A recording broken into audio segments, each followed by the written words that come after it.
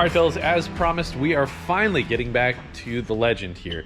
And we got some major changes that are going to take place, but it is going to be a little bit of a mission to get there, but this is the beginning of that road. All right, so this thing's been sitting now for, well, gosh, dude, what, 6 months minimum? I think that's the story of its life. Yeah, it really kind of is. Run and sit, run and sit. Yeah. Yep. So it's been open. We've been keeping it in here, and I mean the worst of it is that it's just got some dust on it, really. But maybe bad gas. What's that? Yeah, probably got bad gas again. Yep. And as we've undertaken this project, I mean, we've taken it from what my father had, and the best that it ever run was 10.7 at 131 miles an hour in not very good weather. But we made a lot of progress, and we've taken what has been broken, damaged, old, and outdated, and we've managed to make a little bit more power here and there, and we've gone faster in the 8th mile. Now, when we took it up to Pennsylvania, we didn't really have some success with it because we had problems with the transmission. So this is just a quick little recap of what we've gone through. The 700 R4 that was in here, we've had nothing but really misery with. So we decided, hey, we reached out to EFI Connection, and they said, hey, look, we can take the later model processor from the LS3 and we can make that work with a 6L80. And I was like, that is probably the best possible scenario. So we just got our EFI Connection harness in, and we have already test fit a 6L80. Yeah, we were worried about that because it's kind of a big looking trans. Yeah, it does look big, but it looks like it will fit in there without too much drama. I'm excited, man. I mean, I think that that is the direction that we would go, keeping the power plant that we have, but at the same time, optimizing it and just putting a better transmission behind it. We should be able to get a better 60-foot, better drivability. The drivability on this older tuning software has always been a little bit rough, and I think that's going to remedy it because we can definitely make the LS stuff work and run. So one of the most common questions that I get is, hey, is that an LT1? Actually, guys, this is not an LT1, okay? This is a small block Chevy. However, it started its life as a 400 small block. This right here is a mini ram. My father helped do some development on this intake manifold. As you can see, it has a distributor, so it still does run exactly like an old small block Chevy would. This is a monoblade throttle body. This is a 421 cubic inch engine right now, and it was actually built by a guy down the road, old fella named George Pills. So this thing has been running and running well for quite a while. We've made a number of different improvements, like we bettered the intake, we put on a vacuum pump on it. It is a solid roller. We made some exhaust improvements. We took the Flowmasters off and put the MagnaFlows on there, gained a bit of power with that. I retuned it, we changed it, put some race fuel in there. It had always been a pump gas car, but what we're doing now is a whole different ball game. We should be able to run this thing on 93 if we want, or E85, and see if it makes more power, so we can get it off race gas if we want. We're actually going to get a flex fuel sensor? We can. Interesting. Yeah, I don't know how we're going to do that, but it shouldn't be that crazy complicated at all. We can do it on the return. Yep. But I'm excited for the direction of what we're going with. So if we can get this guy to still be even more modernized, but on that same kind of relic power plant, dude, you can make a lot of power with this. There's no doubt about it. And to be honest, I really don't know if this has a 4.7 swap on the can. We can check pretty quick on the 184.365 7.2. So no, we got standard, you know, traditional small block Chevy firing order right there. It would definitely make a little bit more power because you want to change the cam. I don't want to change the cam.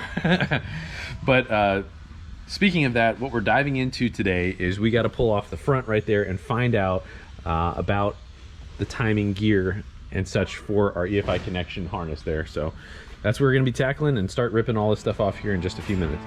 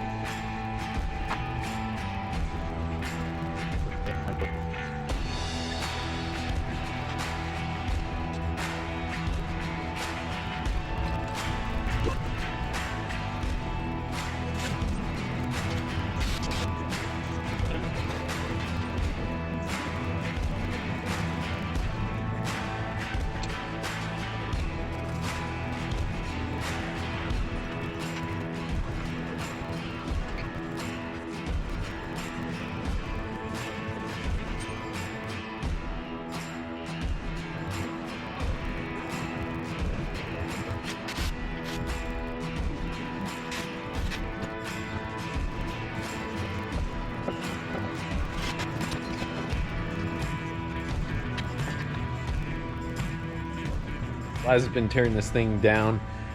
It's coming to the conclusion that we're probably Pull the motor. best to just do that. So we really don't have very much space at all between the balancer. We basically got one serpentine width. Yeah, it's and it's in the rack. Since we're gonna have to pull the harness anyway, we got to do some more business up front, but the balancer's just not gonna come off. Typically on a C5, C6, C7, the rack's always got to come out if you want to change a cam, but we have other motivational reasons as to why that should come out. Looks like it's the best decision. It deserves to be cleaned up. Yeah, you're right. It definitely does, dude. It's yeah, I feel kind of embarrassed. That's you know, looking at everything. This is actually, I mean, I haven't dealt with a bunch of old school hot rods, but having the timing belt on there is pretty cool. Yeah, I always thought that it was a Cloy's double roller is what I thought, and then I mean you can clearly see that the cover is like internal and that's external, so that's pretty sharp. Integral piece that makes this whole thing work is our harness from EFI Connection right here, and that looks pretty nice and neat. There's a lot of business going on right there. Got our ALDL link. We're going to an E38 processor, so something as late as a 2015 Camaro can control what we're trying to do right here. Here's the important one. Yep, and that is our 6L80 harness right there, or 90 if we want. So these are running like LS1 style injectors? Yeah, I think we're gonna stick with the same injectors of what we have, and if we absolutely needed to, we could modify those. That's the least of our concerns, but very nice. Definitely a super cool method on being able to get the old school and new school to perfectly meld together. So you're still going to be able to do the prom in the dash? No, we're not going to be able to do that. Hey, we could probably even change out that map sensor. I just never really liked those old map sensors right there. They're ugly. That's all the way over there. Yeah. How bar are these? That one's a single bar. Oh. So the ones for the Grand Nationals and the Cyclones. No, Grand National had a MAF. That right there for the Cyclone, they had a 3-bar. It was the first time they went to a 3-bar. I don't know, maybe it's just finally hitting me the fact that like it's probably been 23 years plus, 22, 23 years since this motor was last pulled. So definitely a whole nother chapter in the story of this car and everything with my dad. So guys, when I was that young, I was probably 15, 16 years old, and you know, didn't really care about it nearly as much as I do now. And it's kind of crazy, you know. It's, you never know what you got till it's gone, and you don't appreciate it as much until it's gone. So it's definitely something that yeah, I hadn't really thought of it like that until absolutely right now. That's pretty cool though. I mean, I appreciate stuff when you tear into it and yeah, that's not normal. And I think pulling it out is the right thing to do. Really cleaning everything, you're absolutely right, man. But I think that's going to do it a little bit better justice than kind of just, you know, fixing the small stuff. I think when we go really big and full tilt, I think it'll be worth it.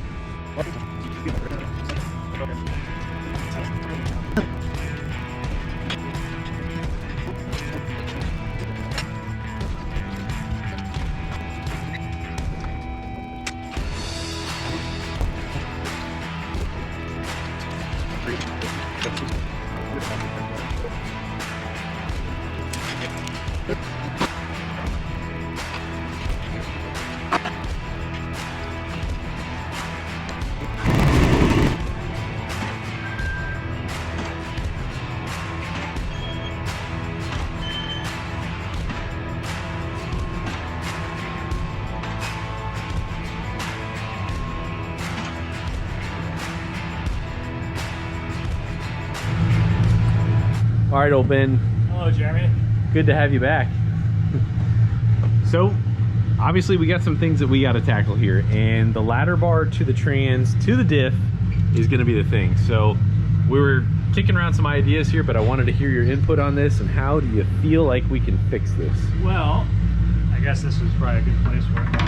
I was going over it with Laz while you were over there. Yeah. You know, doing what you were doing.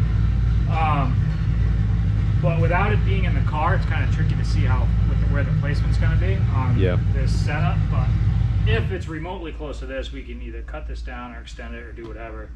And then I was thinking just make a flange around the this tail housing area, make a flange, and then somehow fix that to this, or triangulate something or other.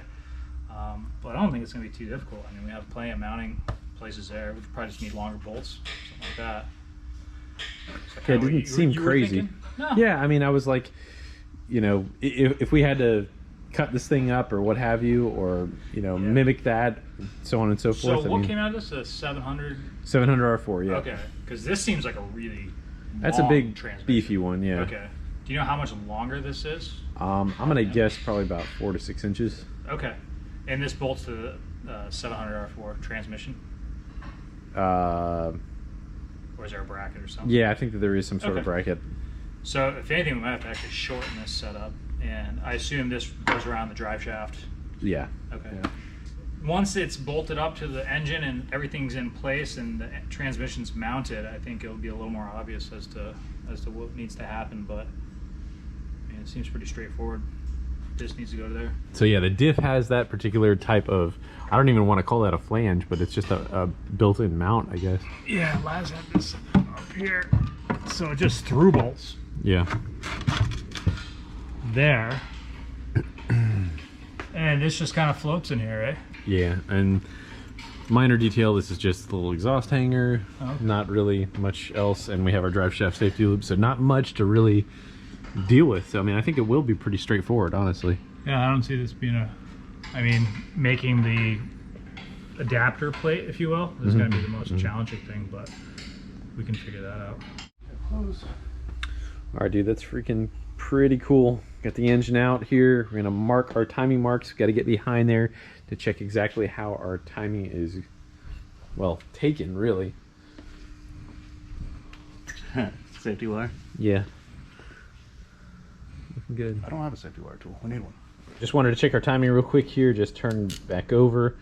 Did a quick little test, top dead center, and as our exhaust was coming up, the piston was chasing the exhaust, and right there we are at 0. So we've got our timing mark set. Now we can find our timing mark on the belt and the sprocket. Yep.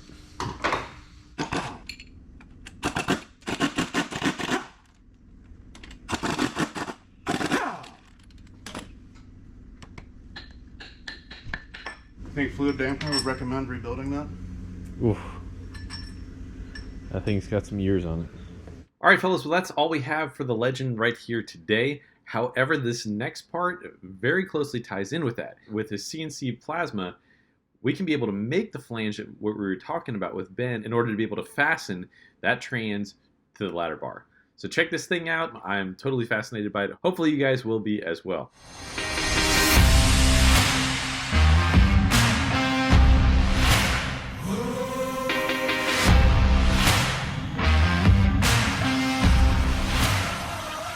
Alright guys, so many of you have been following since our cater type build. Well, the cold hard facts about that are that honestly we got ourselves in totally over our head. Most of that would not have even been possible unless we had HTP America and Peter Zilla. Now this guy helped us out in a major jam. You surprised us with the CNC plasma table. We're gonna put this thing to work because we had a lot of stuff to tackle. So this here is the HTP 875 Microcut SC with CNC capabilities, with a CNC torch. This machine is capable up to cutting and piercing 1/2 inch material. And this will be a game changer for Fasterproms in this because we really don't have a table. So we partnered up with Florian from Dr. D Flow. This guy right here. Hey, Built this table for us and for Fasterproms. I'm a CNC enthusiast. I build 3D printers, CNC mills, and plasma cutters. So both of you guys actually have YouTube channels, and if you guys really want to dive into some technical stuff on welding, just check out Zilla on YouTube. And yours? Dr. D Flow. Dr. D Flow. Hobbyist CNC stuff. Now, I mean, tell us real quick about some projects that you've done. Yeah, so just finished the project with the CNC mill where I put out this little high-powered scooter. Goes about 30 miles an hour. Check it out if you want to. That's pretty cool. Not as fast as these cars, but it gets me around town. That's pretty awesome for homemade. All right, well, let's dive into what we're going to do with this thing. All right, fellas, we're about to talk nerdy to you here. Now, I've been in a lot of different fab shops, and one of the common things that I see that they have is a plasma cutter. And ever since I had even seen one in action, I was like, I gotta have one of those one day.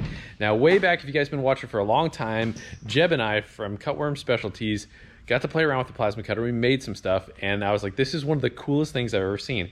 Taking something from a drawing template and turning it into a piece. Peter from HTP has hooked it up here, and we have a plasma table, and this thing is awesome. I can't wait to learn how to do it. So you guys are gonna learn as I'm doing it. I'm super excited about this because this opens up a whole new door of opportunities of what we can do. We can make brackets, and I mean so many different other things, flanges, etc. But I can't wait to learn how to do this. So let's check it out. Okay, so I had a question for you real quick here about, we can look at this. This is 120 thousandths right there, and we have a bow in it. And since we set our Z-axis at 0, but we have the bow, how do we address that? So normally you would have a torch height controller. If your bow is less than, I don't know, 20, 30 thousandths maybe, like a 32nds of an inch, you could be okay. You can address this with a cut height compensation. Like the cut height on steel with this machine is right around 80 thousandths of an inch. What your tip of the torch is off from the metal. So let's say if you have touch off here and cut your part, then maybe you want to have your torch height set at 80 or 90 thousandths, because as you come through here, it will be a little bit less. If you touch off there and start your part, cut height to be a little bit lower, maybe around 40 or 60 thousandths. So by the time you cut over this, then you're at your 80 or 90 thousandths. There is some leadway. That 80 thousandths is not a hard number, but that's where you get your best cut quality. That's the compromise you do not having a torch head controller. Okay, so if we're cutting it, say 40 thousandths versus 80 or 90 thousandths, how does that cut differ? When you look at the plasma arc, it's not a straight line. It kind of looks like an incandescent light bulb. Okay. So and if you cut through the metal and your light bulb is too high, then you get too much angularity. If it's too low, you get too much angularity. If you're right in the middle, then you get the equal amount of like bow or shape in that arc, in that where you cut through the metal. On 1/8 inch it's not as noticeable. On 1/4 inch you see the shape of the plasma arc. The metal contains the arc, and depending on how high or how low you cut, it depends on if you get a straight cut or an angled cut on the edge of your material. Interesting. Yeah, I had no idea. I mean, I've seen how it varies, but again, that's really interesting. Yeah, and moisture in the air and speed also play into this. It's a very complex.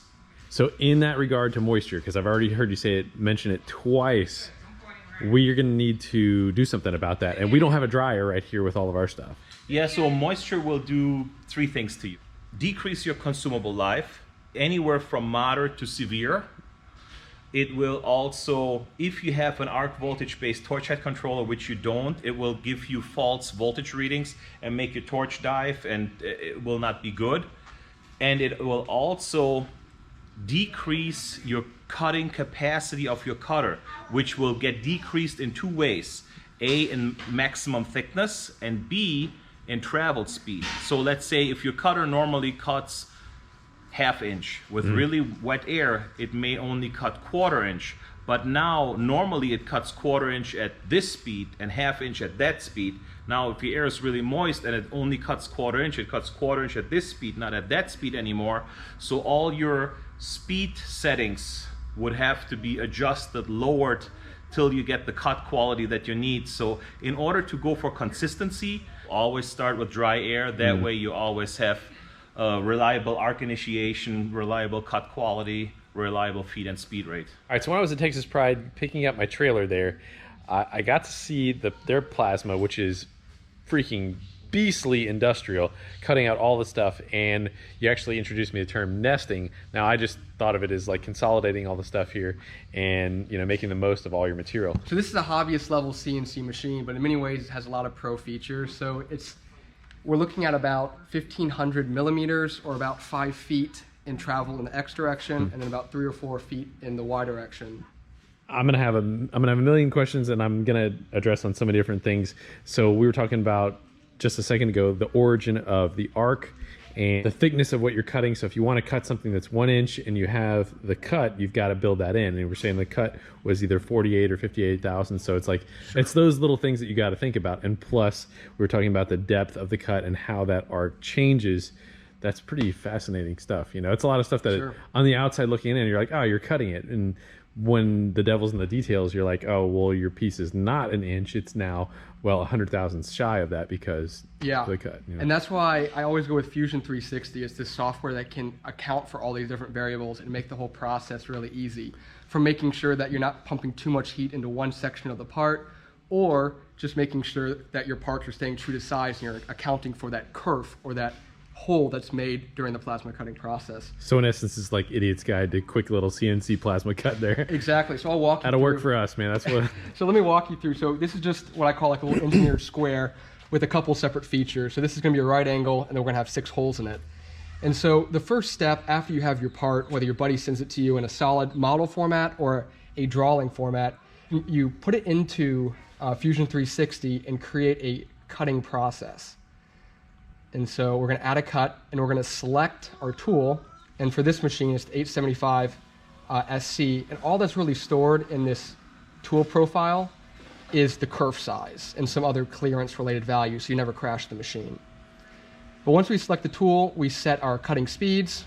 All right, and by crashing, we were talking about this hitting something, you know, either where you have an obstruction, we have something that's in the way or whatnot.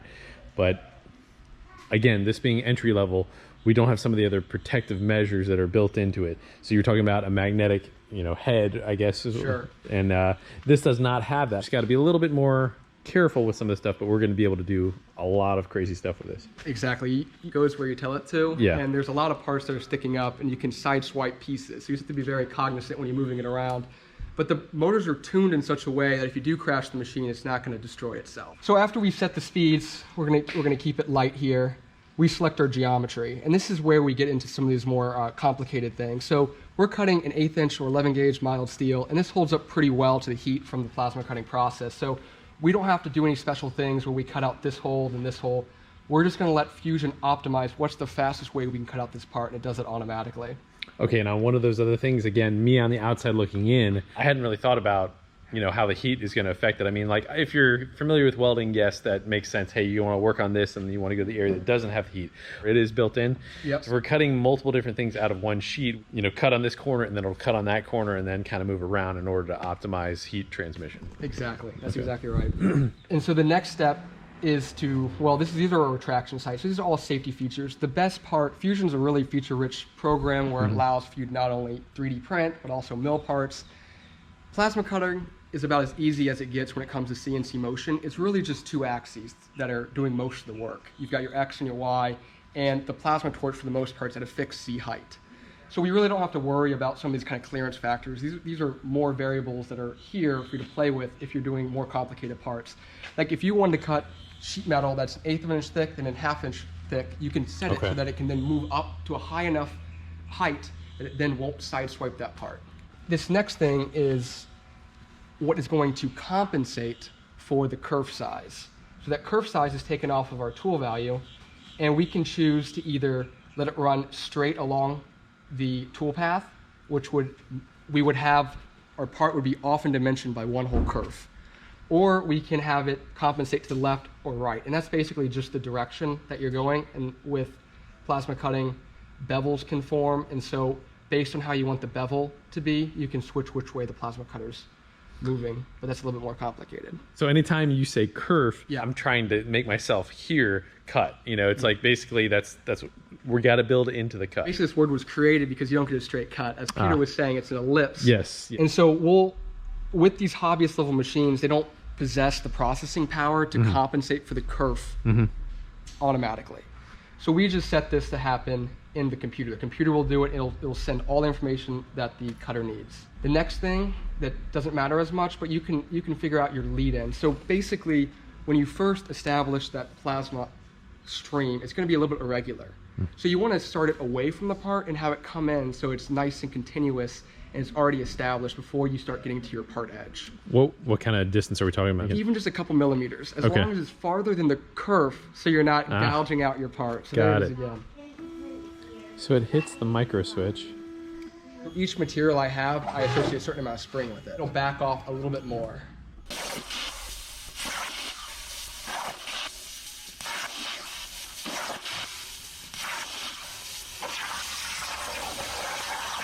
First round, we didn't quite get it right. But that was our first time with that new computer and had a little software issue, and you got that fixed. Yep. So now, with our cutout here, we got it right. However, we still have one little problem here. So We wanted to be 1 inch, right? we want to be 1 inch, yeah. So we're about 30 thousandths over. And most likely, I programmed the kerf to be too large. So it's all part of this kind of calibrating process is we cut out known dimensions and we check them, and then we lower the torch height, because remember that plume is elliptical. We either lower the torch or we account for that smaller curve. And you're also telling me, hey, I got a little bit too much water here. We're making a big old splattery mess, and well, we had to do some adapting and overcoming with how we're having our spatter go right on our laptop there. So yeah, we'll get this all figured out, but we're tweaking it, and I like the progress that we're making already. All right, Phyllis, there is a large volume of stuff to cover on this CNC plasma. This thing is really, really impressive. I wanted to break it up over a couple different episodes, so there'll be some more stuff. All right, so first I'm going to leave you with a song, and this is something that if you guys have watched The Sandlot, you've heard this song before. I never knew the name of it, so I wanted to share it with you guys, and that is Green Onions by Booker T and the MGs. You've heard it a bunch of times before. So this is an excerpt from If by Rudyard Kipling. If you can keep your head when all about you are losing theirs and blame it on you. If you can trust yourself when all men doubt you, but make allowance for their doubting too. If you can wait and not be tired by waiting, or being lied about, don't deal in lies, or being hated, don't give way to hating. And yet don't look too good, nor talk too wise. We'll continue more on that. God bless you guys. We'll see you next episode.